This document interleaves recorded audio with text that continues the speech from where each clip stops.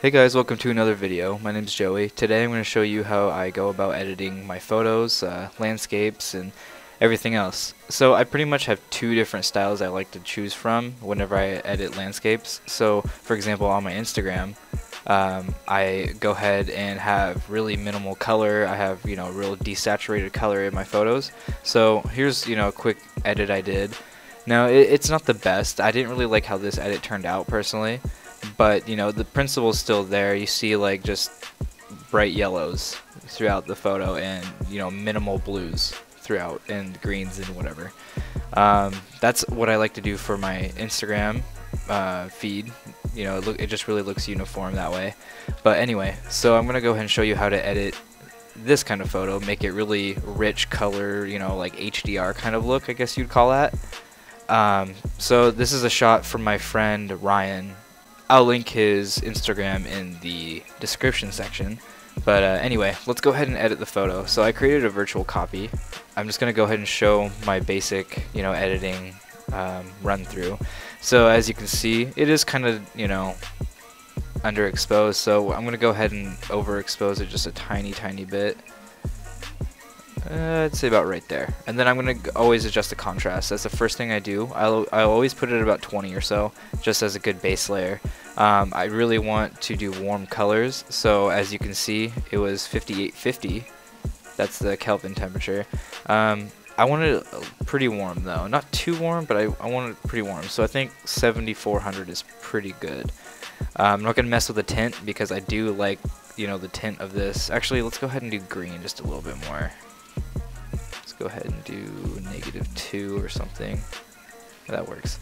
Alright, so now what I want to do is really adjust the highlight, shadows, whites, and blacks. So this is really important if you want that HDR kind of look, where it looks really just like rich. So what you do, you turn down the highlights completely, turn up the shadows completely. Alright, let me actually go ahead and turn this down just a little bit. Ooh, that looks good. Okay, so turn down the highlights, turn up the shadows, and then hold Alt, and then click and drag the whites up until you see those little information pieces. That means they're overexposed. That means that part of the photo is overexposed, sorry. So what you want to go ahead and do is do it right before they show up. So 31 is when they show up. I'm going to go back to 29. And then we'll go do the same thing for the blacks, but go ahead and turn them down. It's okay if they are underexposed in the blacks, because it looks a lot better. There's more contrast, and I think it looks a lot better. So then I'm going to go ahead and adjust the contrast again up here, about 36 or so, until I think I need to adjust it again. So that's pretty much it for this tab. So really easy. I'll let you kind of see through that. Oh, sorry, actually, I want to take the presence down just a little bit to about -10. I like to do it down because it provides more of a dreamy look to it. Like if you put it all the way down, it looks like a painting, But if you turn it all the way up, it looks weird, and no, just no.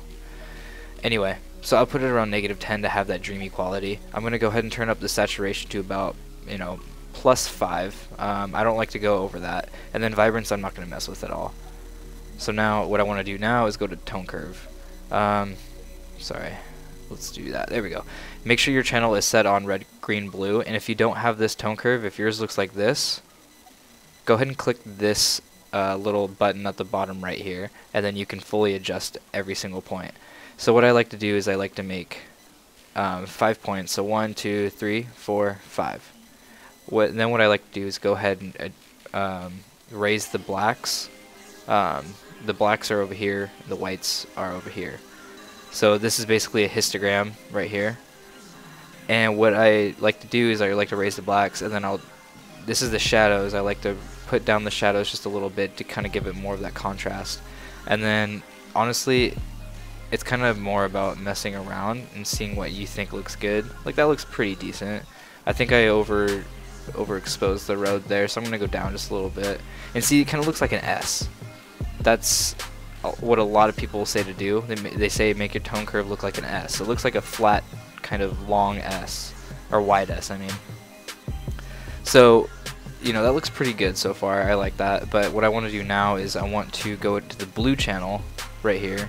I'm gonna make same adjustments, or same points I mean, and I'm going to make 5. So then I'm going to raise the bottom here, just probably about midway through this square. And if you didn't see what that did, look at the shadows. It adds a blue tint to them. Now, some people like that, some people don't. I personally love that. I think it looks really good. So I'm going to go ahead and add just a little bit. It's really subtle, you can't really see it, but that's all I'm going to do for this. I don't see any improvements being made if I went ahead and mess with that. So that's it for the tone curve. Let's go to the hue, saturation, luminance tab. Honestly, I think I'm going to turn down some of the oranges. I just think it'll look better. I think it's too orangey for me, so I'm going to go down to probably about -44. Let's see. I'm going to go ahead and turn up this yellow saturation just a tiny bit.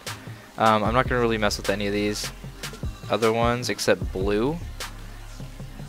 I really want blue to pop just a little bit. Let's see. That looks pretty cool, but I'm going to go ahead and adjust it probably about +7. And then what I really like to do too is to completely desaturate the purples and magentas, because you'll see right here when I turn them up, see, you can see the chromatic aberration right there in the trees. So do you see the chromatic aberration right there on the right side of the tree? If you turn down the purples, and if the purples aren't really like huge deal, you know, a huge deal in the photo, then go ahead and just turn them down. Same with the magentas. What I want to do next though is actually turn down the green saturation. That reminded me. Let's see, it's aqua. Let's go ahead and just do green. I don't really want green to be a huge prevalent color in this photo, so I'm just going to go ahead and turn that down. So then it does kind of counteract that chromatic aberration there. But let's see, yeah. And then what I'll do is go to the luminance tab. So I always adjust the saturation first, luminance next. So I want to turn down the blue just so I can get more of that sky to pop in there. It is kind of overexposed right here on the top left because you know, that's where the sun was, and the sun, you know, where the sun is the brightest part of the actual picture. So it's kind of hard, you know, have this gradient, blue gradient here. I don't really like that, but some people do, and I'm just gonna go ahead and keep it that way. Next, I want to do hue. Hue is pretty interesting. It changes the color, it changes the shade of, you know, these colors. I'm gonna mess with, let's see, orange, and I'm gonna go a little bit more yellow because I really want the road. See how it, like, it's really orangey, like the lines are really orangey. I want to go more yellow, so I'm gonna go ahead and adjust that to about 42 because then it looks more realistic in my opinion. And I still think it looks pretty good overall. Let's see. That's all I really want to do for hue. I think everything else looks really good. Let's see, split toning. I'm gonna go ahead and add some just to show you guys what it looks like, but other than that, I'm not gonna add any. So this is what split toning looks like. It adds like a veil or cover of a certain color, whatever color you choose, in the shadows. Sorry, my computer's kind of like lagging right now, but anyway, you can see it kind of adds this like hue and kind of overall like veil or cover over those shadows. Actually, I do kind of want to add some blue, so let's add just a tiny bit. 4 is really good. I mean, it's really subtle, you can't really notice it, you know, unless someone tells you, but you can kind of see it right here in the trees. So that's all I want to do for that. I almost never mess with the highlights because I don't really like to. I think the highlights are really important to be either white or have a gray tone to them, not any like purple or anything. I think that looks kind of stupid, but that's just me. So next is the detail tab. Basically, I kind of go, you don't want to over detail it because then you can't really, then it looks kind of weird and like kind of staticky, I guess you want to call it. Like, you know, if you don't have like a signal on your TV, it looks all staticky or whatever, kind of like that. So what I'll do is, for this lens, I'm assuming that it was a Canon 35mm 1.4, so it's very, very, very sharp. So I'm just gonna go ahead and edit or add 80 sharpness to it. Masking, I always go up to about 15, and then luminance I go to about the same. That's usually my setup for whenever I edit my photos.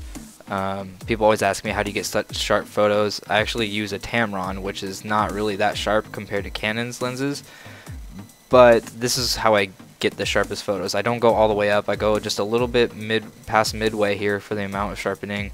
I mask it just a tiny bit, and then I add a little bit of luminance. I don't add anything else. I don't think anything else really helps, and that's just the way, you know, I've always done it, so I like to do it that way. Alright, so next is lens correction. I personally saw what the lens correction looked like with it and without, and I don't like it with, because then it looks too fake to me. So I want to go ahead and add this like little vignette, as you can see in the corners here, all around. It makes it a little bit more bulbous in the middle, but I like that. I like it gives more of a focus to the mountain and the road. So what I want to do is just, you know, uncheck that. I'm not going to enable the profile corrections. So now what I want to do is remove the chromatic aberration. So, you know, that chromatic aberration that was in the trees, well, it is gone now. Yeah, gone, which helps a lot. It makes your photos just look so much more sharp, and I think that you should always do it even if you don't do the enable profile corrections. So that's it for lens corrections. Effects, I'm gonna go ahead and add some vignetting, just because I kind of want to really just like highlight that mountain and road. So I don't think I'm gonna go past -10. Other than that, I think that's really solid.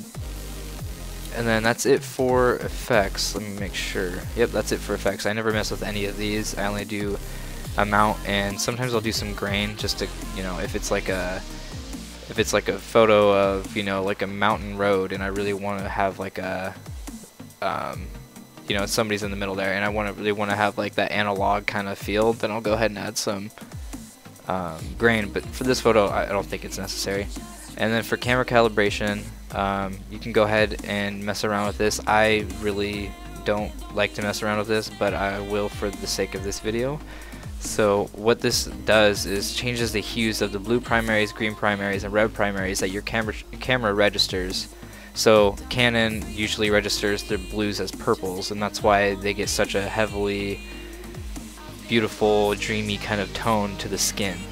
And that's why like the greens, or sorry, the yellows, no, the greens are registered as yellows. So like if I wanted to get rid of all this green in the, you know, shrubbery, grass, whatever here, I would go to hue saturation, and then I would desaturate all the yellow, and it'd be gone. That's because your camera, depending on what camera, it registers colors as different colors, if that makes sense. Nikon, I'm not really too sure. Canon, I know it registers blues as purples, and yellows or greens as yellows. So make sure you're aware of that, and then you can adjust this accordingly to whatever you like. You can see it kind of gives this like weird like orangey blue look to it if you go all the way to the left of the hue, which is kind of cool for some photos, but I don't like it. And then opposite would be purples and greens. So I think what I'm going to do here is just go -20 or so, just because I think that orangey and blue is kind of appealing to a lot of people's eyes. I even like it too, but you know, it's whatever you want.